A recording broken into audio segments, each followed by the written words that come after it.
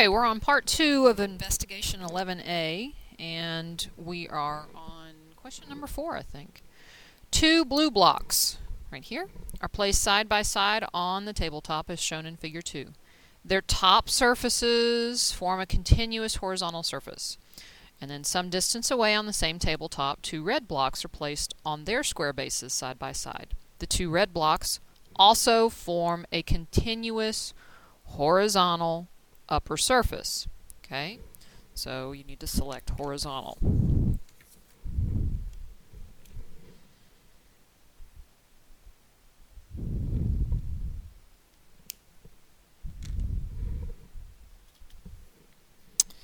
Alright, then let's look at number 5. In Figure 3, okay, so I'm going to switch pages, even though you're going to be answering 5, but it refers to Figure 3, so I'm going to go ahead and switch pages, because this is Figure 3 right here.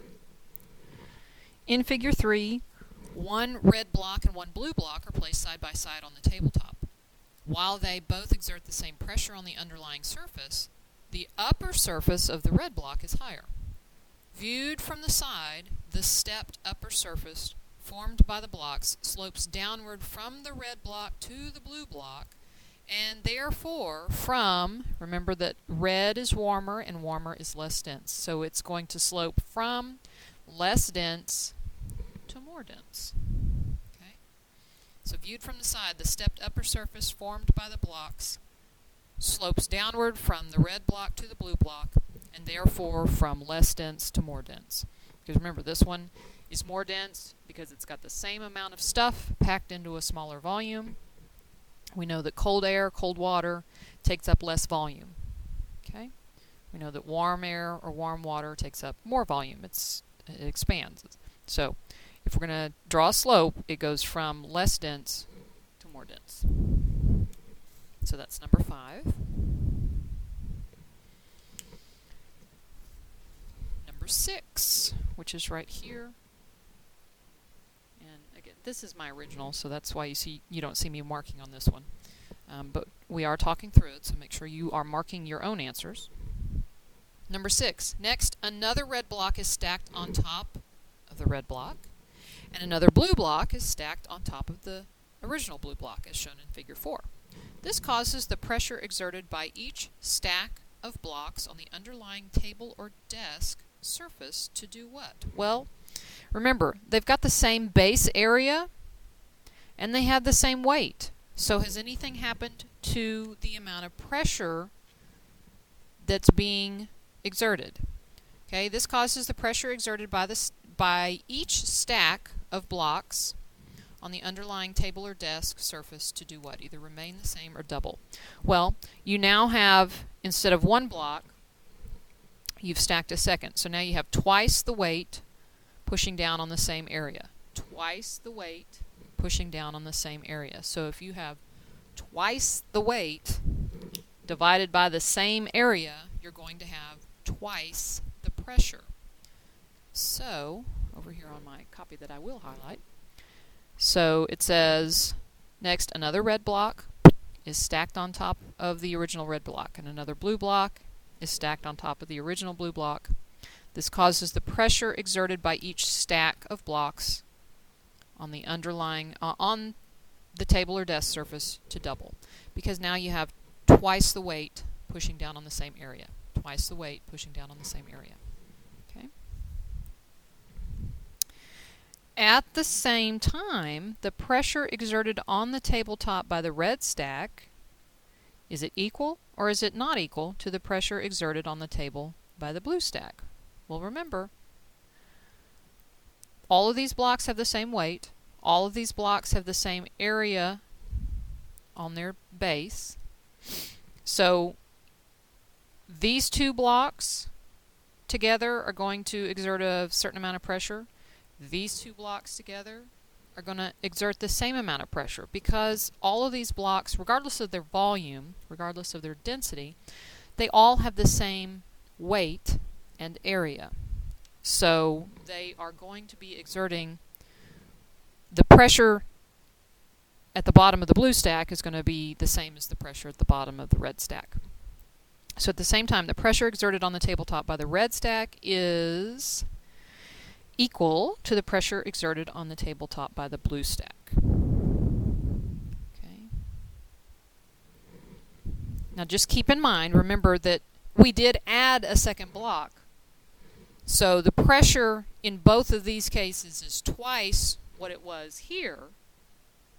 But if you're comparing red pressure to blue pressure, same. Red pressure to blue pressure, in this case, same. Okay? The pressures here aren't equal to what they were in Figure 3, but the pressure of red versus blue is the same. Up here, same pressure, red versus blue. Okay? Now, number 8 says, with the addition of like-colored blocks to their respective stacks. So I'm stacking more and more red blocks and blue blocks. The slope between their top surfaces becomes what? Less steep or more steep? Okay. Let's look at my lovely black and white copy. And you notice if I add a second block, then the slope between their surfaces looks like this with 2 blocks. The slope between their surfaces with 1 block looked like this. Okay, so we had 1 block that was, 1 red block, 1 blue block, and the slope looked like this. 2 red blocks, 2 blue blocks, and the slope is steeper. Okay, so as we add more red and blue to their respective stacks, the slope between their top surfaces is going to become more steep. Okay? Now, what does this have to do with the ocean? Number 9. In the ocean, water of different temperatures existing side by side exhibits the same characteristics as these blocks above. At some depth in the ocean, comparable to the tabletop, pressure exerted by the water is the same horizontally. Above that level, less dense water produces a sea surface that is, remember, less dense is warmer, and warmer water takes up more volume. So produces a sea surface that is going to be a higher elevation than the sea surface above the neighboring cold, more dense water. Okay. So if you're thinking this is some reference point, and you're talking about warm water versus cold water, then above this certain level, the less dense warm water produces a sea surface that is at a higher elevation. Because remember, your red, which represents warm water, is less dense and it takes up more volume, so it's going to be higher. Okay? So the sea surface slopes downward from, is it warm to cold or cold to warm? Okay? This is warm, this is cold. So it slopes from warm down to cold. And that's number 10.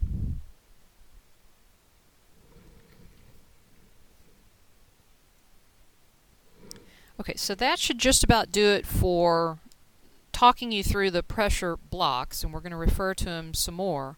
But now we're going to move forward to Part B, where we start investigating the actual Gulf Stream. So join me for screencast number 3 for Investigation 11A.